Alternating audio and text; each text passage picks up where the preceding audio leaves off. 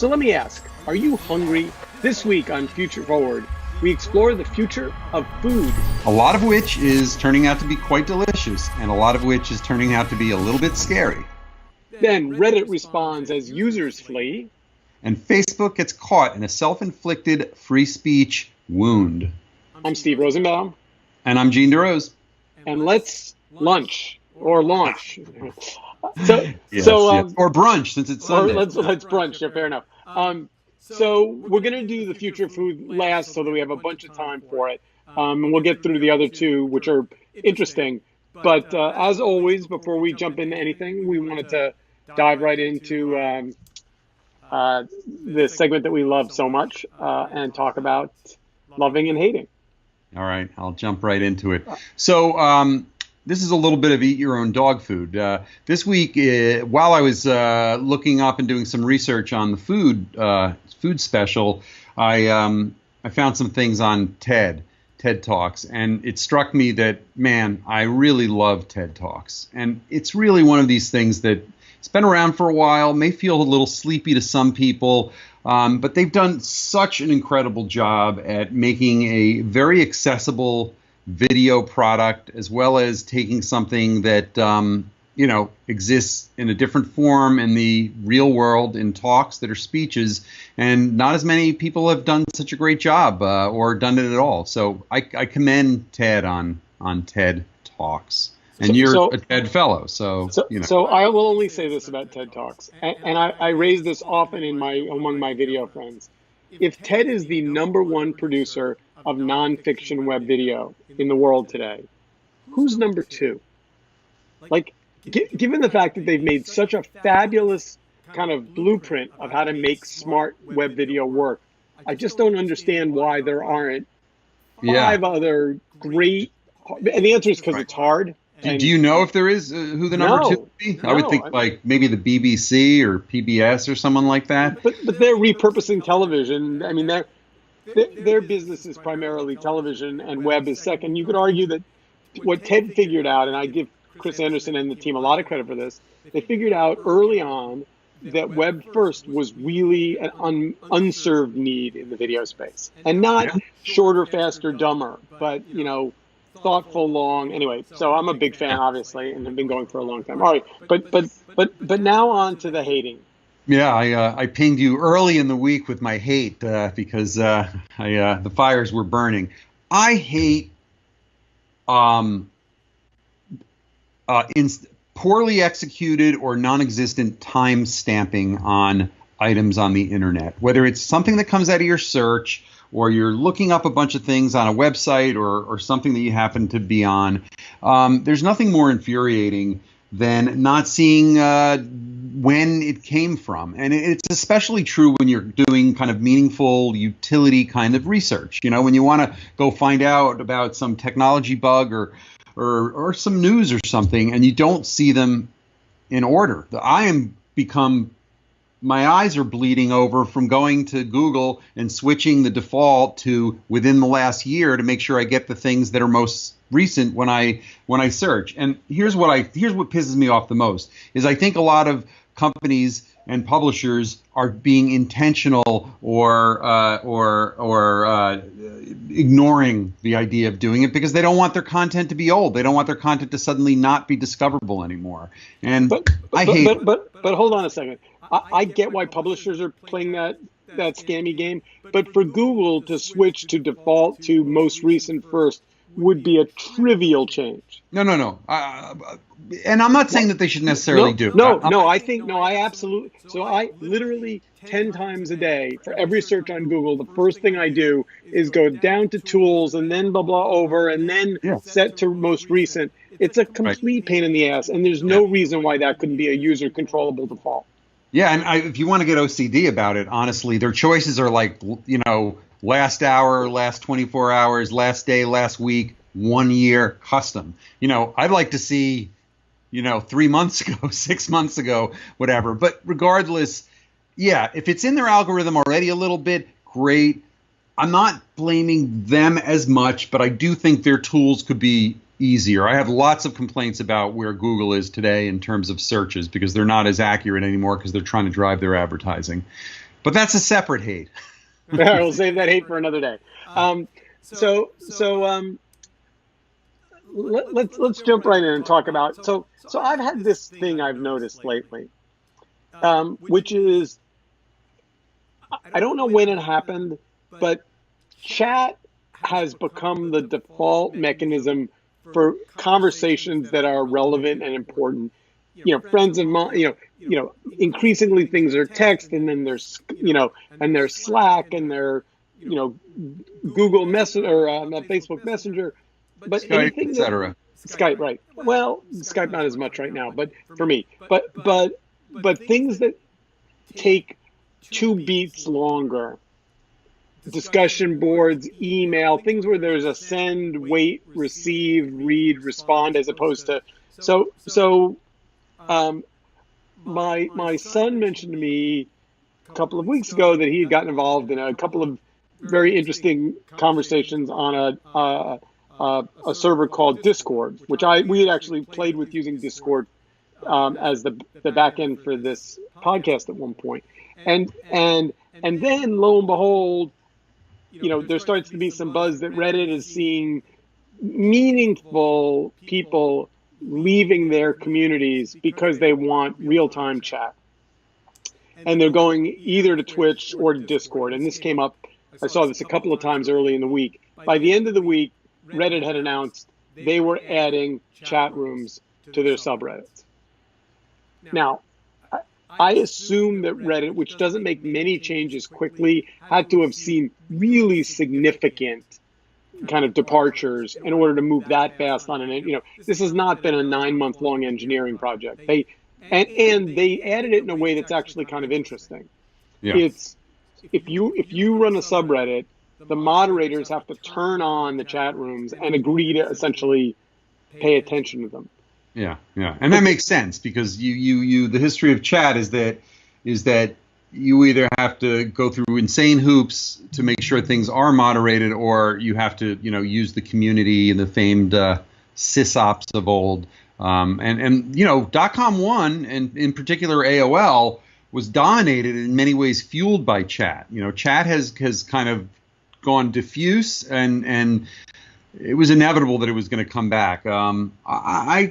I don't know. Are you not so sanguine on it? Are you feel like it's just going to go in an inevitable direction? A lot of chat in general kinds of media places ends up being sex chat. I mean, it's harder to moderate because it's more ephemeral. I don't know. I mean, it's a very different feeling than a BBS. Yeah. Not searchable, not discoverable. That being said, one of the things that Murray said to me, and when you set up rooms on Discord, you can choose the level of authorization for new members. So you can say they have to have been on the server for more than 5 minutes. They have to have been a member for a longer period of time, or they've had to include a phone number. Like as a moderator, you can kind of set the bar. The 5 minutes, which I didn't understand, he said to me, has to do with keeping bots out that tend to spin things up and spin things down. Well, I think that there's a few things going on. One is that text messaging has become ever stronger, even amidst the sort of private sharing networks like Snapchat. In a functional way, people of all ages are just texting all the time, and look, that's chat more or less. And I think the second big marker is Slack. And in the business world and in a functional sense, chat has become really the dominant, thread. And what they've really done is put into chat mode things that used to be in email, and that is searchable, and it is part of, I think it's rather miraculous how it works on Slack. You're left kind of having to have another place where you live your life, but it's pretty important. But I think part of what's going on with Reddit is a little bit also about topical chat and about adding a kind of a real-time component to the forums that happen in news, topic, interest kinds of sites and areas. And of course, in a way, that is what Reddit is. So the question is, is it that kind of stuff, or are you introducing a bunch of chat rooms for people to just self-organize and do whatever they want in the old AOL style? And I think there's a market for that, but these are different needs, and but they carry a lot of risk in this day and age of people having extreme behavior online. Well, I guess I'm an optimist here, and my fingers are crossed. Yeah. That actually, the ephemeral nature of it will make it harder for trolls and bullies to operate, because you can just ignore it and it goes away, as opposed to upvoting really negative stuff and then having it kind of become persistent. Anyway, so let's pay attention to what's happening at Reddit, because I think you're going to see more changes there. And I just add one little footnote. I left out a big factor, which is Facebook. In a big way, what happens in almost real time when people are back and forthing just in posting messages, as well as instant messenger. I don't know whether that's something that Reddit felt was generating something or not. They seem to be demographically separate places, but you can't talk about the category without talking about Facebook's role in it. Which brings us to Facebook. Yeah. Now, for those of you who've been living under a rock this week, Mark Zuckerberg went on Kara Swisher's podcast. Kara is well known not to be, you enter her lair at your peril, because she's fierce, and consistently so. Yep. And she was actually, I thought, playing rather nice with him, all things considered. I was interested, and he, for reasons that are beyond me, moonwalked into a debate about the Holocaust and Holocaust deniers, which, why, I would get that you might have to answer that question, but why you would raise your hand and say, I know, let's talk about Holocaust deniers. And then he got into this really tough spot where the question was, if you know that someone is posting material that is fundamentally untrue, why don't you take it down? And I don't know if you heard it, but he basically said, well, we basically push it to the bottom of the algorithm so it doesn't show up anywhere. Yeah. We bury it. Yeah. And that, what was interesting about that was that really nobody thought that was a good answer, right? No. I mean, well, he doesn't want to get caught. At this point, the radioactivity of poor Mark, I'll say in this instance, talking about any kind of controversial or potentially controversial subject is really, it's a high wire act for him. And I believe he's being earnest in wanting to just talk about it, because it's a little bit of a choppy issue, and it's cut against some terrible recent research about our population's unawareness, or even willing to buy into the doubt about did the Holocaust even exist, terrible things. So I think there's concern that's driving it. But he kind of fell into a Kara trap, because she's so conversational and hip, and you kind of want to be in the conversation with her. But then she's, as a journalist, I love Kara. She's great. She does a great job of it. So the question, the place where he really kind of shot himself in the foot was, the question was, if you knew someone was posting things that were fundamentally hurtful and untrue consistently, would you take it down? And he kind of hemmed and hawed and said yes, to which she then said, all right, now let's talk about Alex Jones and InfoWars. Right. And here's, what Alex Jones and InfoWars is doing with the families of survivors of Newtown is just beyond horrific and despicable. And it would seem like, somewhat naively, it wouldn't be very hard to push a button in Facebook land and go, I know, you can go have that conversation somewhere the hell else. I just think there's some subtlety that needs to be brought to it, because you can't, it's not about they need to be good or bad to, hate speech or abusive behavior. It really has to do with the specifics, and certain things, as bad as the Alex Jones stuff is, at a certain kind of First Amendment level, if he's just sort of, if it's just part of the media presence versus the near physical harassment of parents walking down a street in some of those situations, or, things that approach libel with deep untruths, and, it's a really fine line. I feel like Facebook has a lot of work to do. And what they need to do is to commit to the fact that it is intensely complex and requires a lot of resources. Their reflex is to just try to solve things in a simple way. And I just don't think there is a simple way. So the ACLU came out Yeah. and said, not surprisingly, Facebook shouldn't censor anything. Right. And look, there is absolutely no question about the fact that the most important speech to not censor is offensive speech, right? I mean, that's Right. kind of and I think a lot about Gawker, and I just remember at the time that Gawker was being eviscerated, thinking that some of my closest friends, journalists, that wouldn't come to to their defense were making an ill-advised mistake, because to me, once you say, well, we're not going to support Gawker because Gawker is offensive, well, guess what, it's just a matter of time before that comes around to you. Yeah, and by the way, yeah, so taste, I mean, I completely agree, and I support that. I think, again, even the ACLU is being either careful with their words or a little old-fashioned, because this idea of media presence or speech or something that seems like a self-contained, missive to the public, I understand that. But a lot of what goes on is a lot more complex, because it has to do with the conversations around things. It has to do with how things get distributed. It has to do with people who get offended and then all in the forums. I'll tell you, I was involved indirectly in witnessing a person go pretty nuts on Facebook a year or so ago, and I was sure that the person was going to get kicked off, and they weren't. I was surprised, and so I don't know why, but I just feel like at the very least there needs to be more transparency about what it is that is going on, and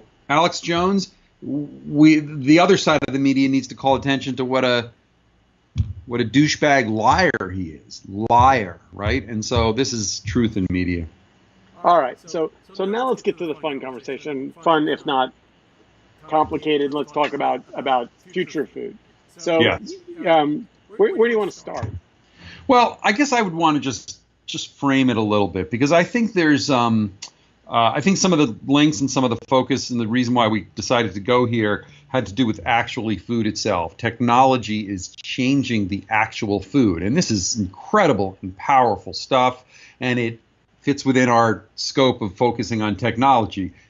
We're not going to talk about these other things as much, but I just want to note that in some ways, what's closer to our world and our purview has been what's happened over the last 10 years in the distribution and the meal kits, how we shop for food, how food exists in the world of commerce, restaurant reviews, things like that.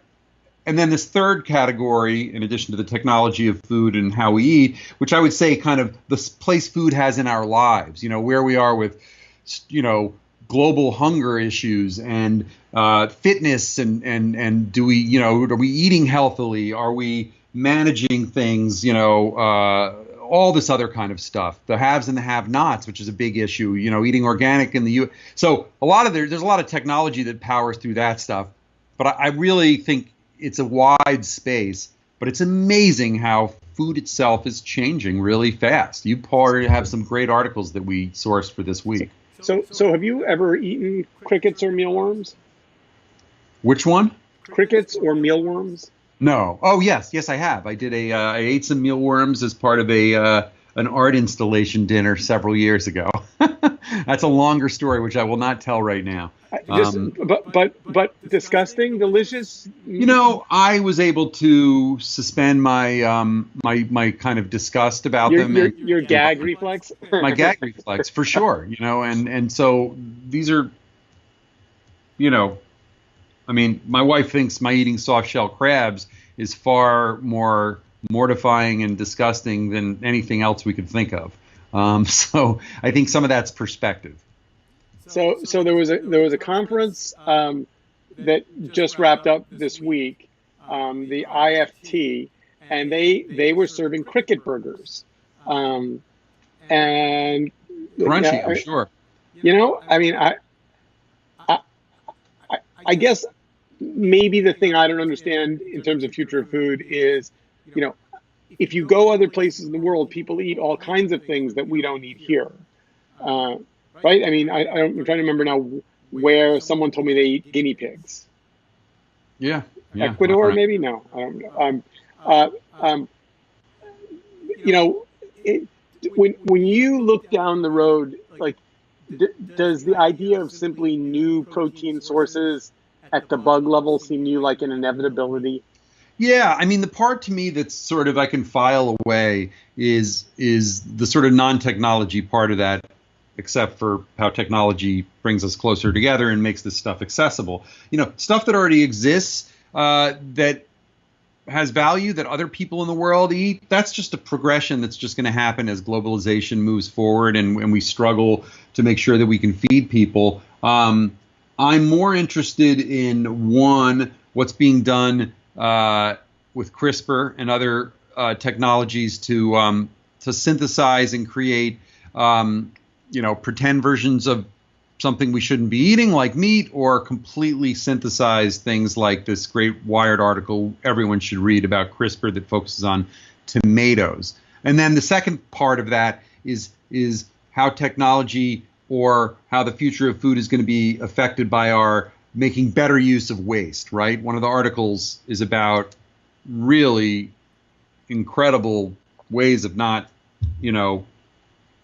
using things that we throw away or don't eat in a really wholesome way. So can we go back to CRISPR for a second? So Yeah. Let's. I CRISPR, was skating, but let's go there. so CRISPR used to be the thing that I found most baffling, which has now been replaced by blockchain, and CRISPR doesn't come up as much because it's not the word of the month. But can you, like, for those of us who are not as well read as you, like, what is CRISPR exactly? It's something to I'm do not with, going to do. I'm going to give a super layman's yeah. version of it because and then maybe we'll publish a link to a good definition. But what CRISPR enables you to do is edit through the editing of the DNA. Since now we have the genomes of all these various things, and the Wired article talks about how the articulation of the tomato genome is what led to some of these advances. But by going in and editing, you can change what happens as things are grown, reproduced, whatever else. Now, there's two categories that have emerged around that. One has been the removal of things, right? We look at it as, we're going to, gene manipulation means we can remove precisely that thing that means you're going to get Alzheimer's someday or whatever else. What is much more about the subject at hand is the ability to create the perfect tomato or somebody's version of the perfect tomato. You might like them ripe, you might like them oily, you might like them sweet. And so CRISPR is really on the move as a technology that's being used in these ways. And I think there's been genetic modification has been happening for a while with things like soybeans and crops and corn and things that we don't really pay attention to as much.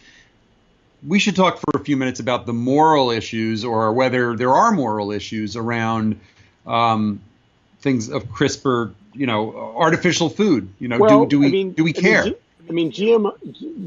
GMOs are, at least in most of my shopping experiences, are labeled as a terrible thing that should be avoided at all costs, right? Like you don't see a lot of, big bold stickers that say new GMO recipe on this, right? Yeah.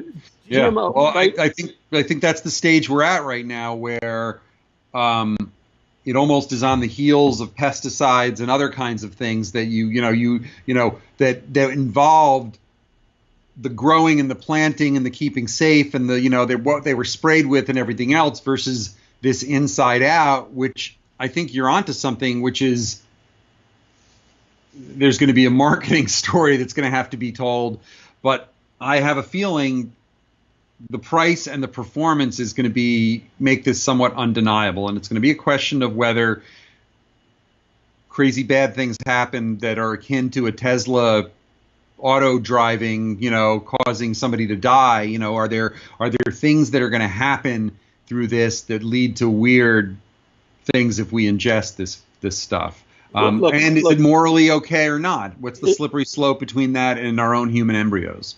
it's summertime and we tend to buy watermelon and chop it up and keep it in the fridge. And I noticed the other day, I mean, it happened at some point in the last 2 summers that the watermelon I now buy is almost always now entirely seedless. Oh my God. It's unbelievable. And from a chopping up watermelon standpoint, it's fabulous. But I'm like, where did the seeds go? Like, obviously they were, I guess, were they genetically modified, or was it just, did they just find a way to, Yeah, I think it's funny, in a practical sense, some of the things that have evolved through normal marrying of breeds and things like that, seedless oranges didn't come out of, CRISPR work. They came out of pairing and growing and regrowing and all this grafting and stuff. And I'm pretty sure some version of watermelons have evolved along the same lines. Our food has changed a lot, but I think we're at a tipping point where what it took to get us clean and fresh and organic has sometimes sacrificed taste. We all know how terrible our strawberries and blueberries and tomatoes have become. And so I do think some of this is about bringing good tasting stuff back. Now, I'm not going to claim to be on any side of this. It's really new. And there are going to be people just like they hate CDs versus vinyl who are going to always be able to tell you, I know the difference. But that's not the way the world's evolved. So we have just a few minutes left, and I wanted to get to this TED Talk that you pulled up. Global food crisis is not a headline you like to read. This is a TED Talk from TED Global 2017, Sarah Menker. But it was quite chilling. It's chilling. And the point, in a nutshell, is she believes the tipping point in a dramatic way could be 10 years from now, where global food supplies could threaten multiple double-digit percentage of our population up from the very small. Now, if you look at the history of the last 100 years, poverty and hunger has gone on a steep decline, but there's still this solid sort of 3 or 5% that's a terrible tragedy. But the population's still growing, and the food supplies, this is a big issue. And it is rather chilling. And overeating Americans and Westerners, the question is, what is our role in it as humans and civilians? And I'm not really sure the answer, but I really think everyone should read an article like this and understand. So we're going to wrap on future of food. Cricket's good, but maybe not, but mealworms maybe not so much. Right. Well, I will say some of the synthesized meats for somebody who's a vegetarian, myself, are pretty impressive. And these things are they're coming up really strong, and there are big technology startups that Savage Beast, is that the name of one of them? I'm trying to remember, but they do an incredible job of using nature in some ways. Apparently, what we like about red meat is the blood, and so replicating the taste of blood has been something that technology is now being brought to bear on. So are you putting vegetarian burgers on the grill this summer? I have. Yes, I have. Really? Fast. Yeah. I'm not a big fan of the genericness of pure bean kind of veggie burgers, but I think they finally have started getting a lot better. And I'm a big arguer that if that I could put a beautiful toasted bun, some cheddar cheese, tomato, lettuce, and nothing, and put a little ketchup on it, and you might think you were eating a burger, because we're all so used to that combination. There's some sizzled animal fat on it. That's all we want. We are out of time. We will have our nothing burger thanks to another conversation. I hope I didn't take the fun out of it. No, not a bit. Not a bit. I walked by a restaurant the other day that was advertising some famous brand of veggie burger, and I was thinking I ought to try that. So maybe I will. Have an excellent week. Keep looking forward, and we will be back again next week. Onward. Yep. Onward.